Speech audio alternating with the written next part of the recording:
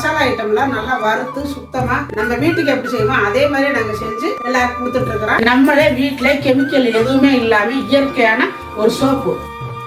Readymade idli மாவு. Without idli, there is no chutney.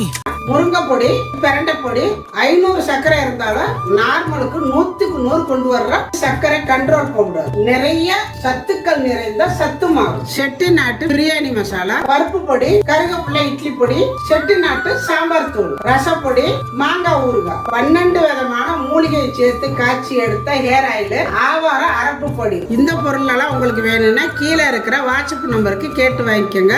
எல்லாருக்கும் வணக்கம். இன்னைக்கு நம்ம வீடியோல ரொம்ப வித்தியாசமான ஒரு சாம்பார் ரெசிபி தான் செய்ய போறேன். பாவக்காயில நம்ம புளிக்குழம்பு வைப்போம், வறுவல் பண்ணுவோம், கிரேவி பண்ணுவோம். இன்னைக்கு பாவக்காயை வச்சு சூப்பரான ஒரு சாம்பார் தான் செய்ய போறோம். இந்த சாம்பார் கசக்கவே கசக்காதுங்க, அவ்வளவு அருமையா இருக்கும். நான் செய்யற மாதிரி நீங்க செஞ்சு பாருங்க, கண்டிப்பா பாவக்காய் கசப்பே இருக்காது. வாங்க இப்ப பாவக்காய் சாம்பார், மஞ்சள் பூசணிக்காய் பொரியல் 2 தான் நீங்க செய்ய போறேன். வாங்க எப்படி செய்யறது பார்க்கலாம். அதுக்கு முன்னாடி நம்மளுடைய சேனலை நீங்க இதுவரை சப்ஸ்கிரைப் பண்ணாம சப்ஸ்கிரைப் பண்ணி வச்சுக்கோங்க. பக்கத்துல இருக்கிற அந்த ஆளுங்கிற பெல்லையும் கூடவே அமுத்தி வச்சிருங்க. நாங்க போடுற ரெசிபியெல்லாம் உங்களுக்கு உடனே கிடைக்கும். இப்போ பாவக்காய் சாம்பாருக்கு பாவக்காய் இந்த மாதிரி வெட்டி வச்சிருக்கிறேன். நல்லா ரவுண்டா வெட்டிக்காங்க. வெட்டிட்டு விதை பிஞ்சு விதையா இருந்தா விட்டுருங்க, இல்ல முத்த விதையா இருந்தா எடுத்துருங்க. இங்க பாத்தீங்கன்னா பருப்பு வேக வச்சிருக்கிறேன். இது இருக்கட்டும். பார்த்தீங்கன்னா அடுப்பத்தை வச்சுட்டு பாத்திரம் அடுப்பில் வச்சுருங்க. இதில் கொஞ்சம் எண்ணெய் விட்டுக்கலாம். இந்த எண்ணெய் காஞ்சதும் நம்ம வெட்டி வச்சுருக்கிற பாவக்காயை ஃபஸ்ட்டு நம்ம வதக்கி எடுத்துக்கிறோம். கொஞ்சமாக உப்பு சேர்த்து வதக்கணும். அப்போ இதில் சீக்கிரமாக நல்லா இறங்கும். ஏன்னா பாவக்காய் இந்த மாதிரி நம்ம செய்யும்போது பாவக்காய் கசக்கவே கசக்காது, சாம்பார் அவ்வளோ டேஸ்ட்டாக இருக்கும். கல்லுப்பு போட்டிங்கன்னா அப்படியே அந்த எண்ணெய்க்குள்ள கரையாது, அதனால சால்ட்டு போட்டுக்கோங்க. இப்போ நல்லா இந்த மாதிரி ஓரளவு முக்கால்வாசியாவது நல்லா வதங்கிடணும். பாருங்கள் வதங்கிடுச்சு. இந்த அளவுக்கு வதங்கினாக்கா நல்லா இருக்குது, டேஸ்ட்டாக இருக்கும் குழம்பு. இப்போ இதை ஒரு பாத்திரத்தில் எடுத்துக்கலாம். இப்போ நம்ம எல்லாத்தையுமே எடுத்தாச்சு. இதில் கொஞ்சம் போல் எண்ணெய் இருக்குது. நம்ம கட் பண்ணி வச்சுருக்கிற இந்த தக்காளியை அதில் வதக்கிக்கலாம். இது ஒரு ரகசியமானது. எப்போதுமே நான் சாம்பார் செய்யும்பொழுது இந்த மாதிரி செய்வேன், ரொம்ப டேஸ்ட்டாக மனமாக இருக்கும். எங்கள் பிள்ளையெல்லாம் சொல்லுவாங்க, எப்படிம்மா உனக்கு மட்டும் இப்படியெல்லாம் அமையுது அப்படின்னாங்க. இதுக்கு முக்கியமான காரணம் ஒன்று இருக்குது, அதை நான் சொல்கிறேன்.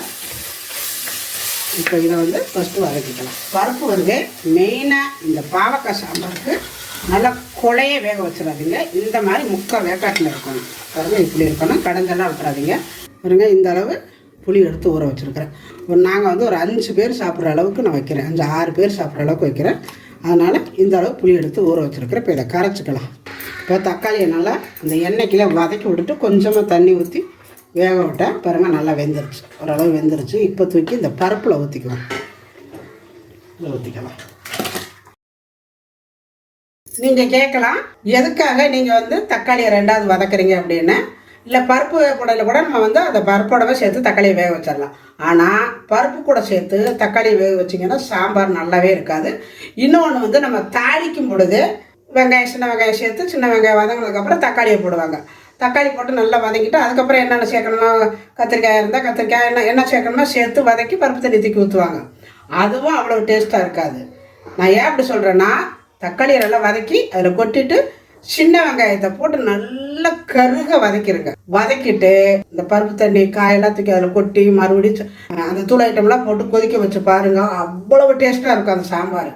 இதுதாங்க சிகரெட்டான விஷயம்னு சொல்கிறது. என்னோட சாம்பார் செம்மையாக இருக்கிறதுக்கு இதுதான் காரணம். இப்போ நம்ம சாம்பார் தாளிக்கிறதுக்கு அதே பாத்திரத்தை அடுப்பில் வச்சுருக்கிறேன். பார்த்திங்கன்னா எண்ணெய் காஞ்சிருச்சு. கொஞ்சம் போல் கடுகு, உளுந்தம் பருப்பு, சீரகம், கருவேப்பிலையே போட்டுக்கோங்க. இந்த கருவேப்பிலையில் நல்லா செவக்கணும். ஒரு முறையை 2ஆக பிச்சு போட்டுக்கிறேன். இந்த அளவுக்கு கருவேப்பிலை செவந்துடணும். சின்ன வெங்காயம் நல்லா ஒரு கைப்பிடி அளவு நான் உருக்கி வச்சுருக்கேன், அப்படின்னு சேர்த்துக்கணும். இந்த சின்ன வெங்காயம் நீங்கள் எவ்வளவுக்கு செவக்க விடுங்களோ அவ்வளவுக்கு சாம்பார் டேஸ்ட்டாக இருக்குங்க. ரொம்ப கருகிராமல் நல்லா பொன்னராக வரணும். நான் பார்க்குறேன் பாருங்கள். அதில் 2 வெந்தயம் போட்டுக்கோங்க.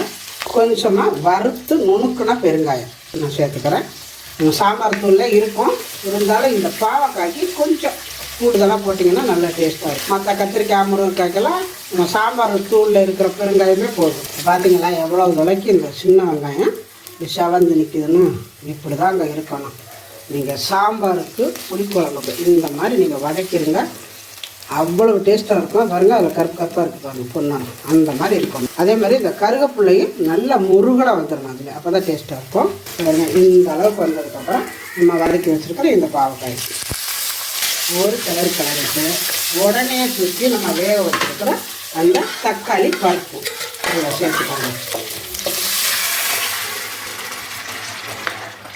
இந்த மாதிரி இதுக்கு கொஞ்சமாக மஞ்சத்தூள். இது நம்ம வீட்டில் அரைச்சா சாம்பார் தூள். நிறைய பேருக்கு நான் இப்போ இந்த தூள் தான் நான் கொடுத்துட்ருக்குறேன். நல்லா இருக்குன்னு சொல்லிட்டு திரும்ப திரும்ப வாங்குறாங்க. அதே தூள் தான் இப்போ நான் சேர்த்துக்கிறேன். இது வந்து ஒரு 2 ஸ்பூனும் நான் சேர்த்துக்கிறேன். இருங்க, 2 ஸ்பூனு ஒரு கிண்டுங்க பாருங்களேன். அதில் மிதக்கிறத பார்த்தாலே உங்களுக்கு வந்து இப்போவே சாப்பிடணும் போல இருக்கும். இதை வந்து இப்படியே நம்ம டிஃபனுக்கு சாப்பிட்டா அவ்வளோ அருமையாக இருக்கும். ஒரு கொதி வந்தால் போதும். நம்ம வந்து பாவக்காயெல்லாம் நல்லா வேக விட்டுட்டோம். ஒரு கொதி வந்தால் போதும், டிஃபனுக்கு அவ்வளோ அருமையாக இருக்கும். இப்போ இது வந்து மூடி வச்சு ஒரு கொதி விட்டுறலாம். நம்ம வந்து பாவக்காய் வதக்கையில் கொஞ்சம் உப்பு போட்டு, தக்காளி வதக்கையில் கொஞ்சம் உப்பு போட்டு, இப்போ கொஞ்சமாக உப்பு பார்த்துக்கிட்டு தேவையான அளவு போட்டுக்கோங்க. நல்லா ஒரு கொதி வந்ததும் இப்போ தான் நம்ம புளி ஊற்றிக்கணும். கிளறி விட்டுட்டு நம்ம கரைச்சி வச்சுருக்கிற இந்த புளியை அதில் சேர்த்துக்கலாம்.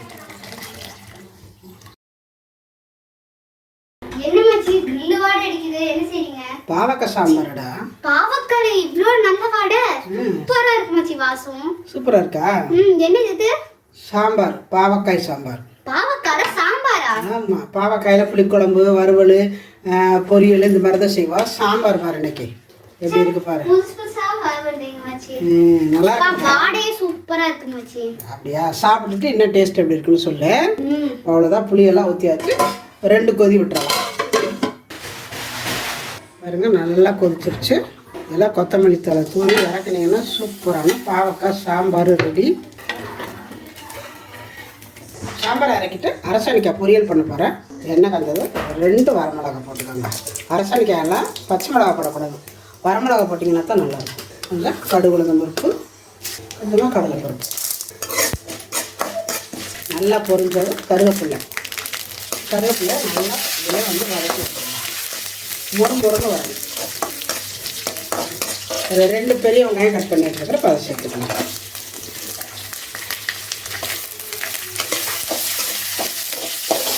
இதுக்கு வந்து வெங்காயம் பாதி வதங்கினா போதும். பாருங்க, ஓரளவுக்கு வதங்கிடுச்சு. மஞ்சள் பூசணிக்காய் எடுத்து நல்லா கழுவி போட்டு இந்த சோறை எடுத்துட்டு இந்த தோலையும் பின்னாடி இருக்கிற தோலையும் கட் பண்ணிட்டேன். இப்போ இதில் சேர்த்துக்கலாம். இந்த உள்ளே இருக்கிற அந்த சதை பகுதி இருந்தாலும் குழப்பம் ஆயிரும். அதே சமயத்தில் நீங்கள் பின்னாடி இருக்கிற தோலோடு போட்டிங்கன்னா இது வெந்து வெறும் இந்த தோல் வேகாது. அதனால் கட் பண்ணிவிட்டு போடுங்க. இதுக்கு தகுந்த அளவு உப்பு போட்டுக்கோங்க. அடுப்பை குறைச்சி வச்சு, தண்ணியெல்லாம் கொஞ்சம் கூட ஊற்றக்கூடாது, குறைச்சி வச்சு மூடி வச்சிங்கன்னா சீக்கிரத்தில் வெந்துடும். நல்லா டேஸ்ட்டாகவும் இருக்கும். ஒரு சொட்டு கூட தண்ணி விடக்கூடாது. அடுப்பை நல்லா குறைச்சி வச்சோம். ஏன்னா நம்ம தண்ணி ஊற்றாதனால அடுப்பை ஸ்பீடாக வச்சிங்கன்னா சீக்கிரம் வந்து கருகிரும், வேகாது. அதனால் அடுப்பை குறைச்சி வச்சுருங்க. இப்போ இருக்கட்டும். ஒரு சொட்டு கூட தண்ணி விடலை. பாருங்கள், நல்லா வெந்துடுச்சு. எல்லாம் மூடி வச்ச உடனே இந்த மாதிரி உங்களுக்கே தெரியும் பார்க்கையிலே எப்படி வெந்திருக்குதுன்னு.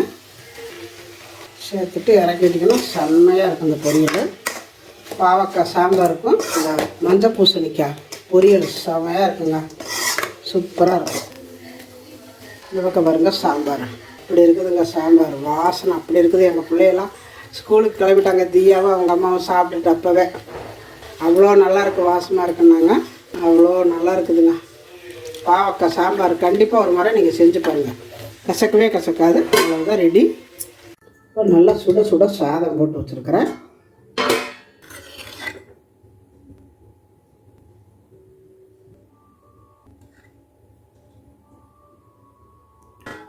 மஞ்சள் பூசணிக்காய் பொரியல்.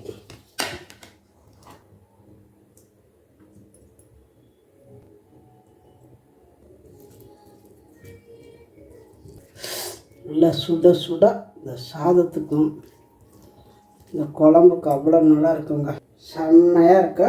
பாவக்காயில் தான் வச்சமானே தெரியாது, அந்த அளவுக்கு டேஸ்ட்டாக இருக்குது. கொஞ்சம் கூட கசப்புள்ள வாசனை. எங்கள் பாப்பா சொன்ன தியாசி சொன்ன அவ்வளோ வாடையாக இருக்குது.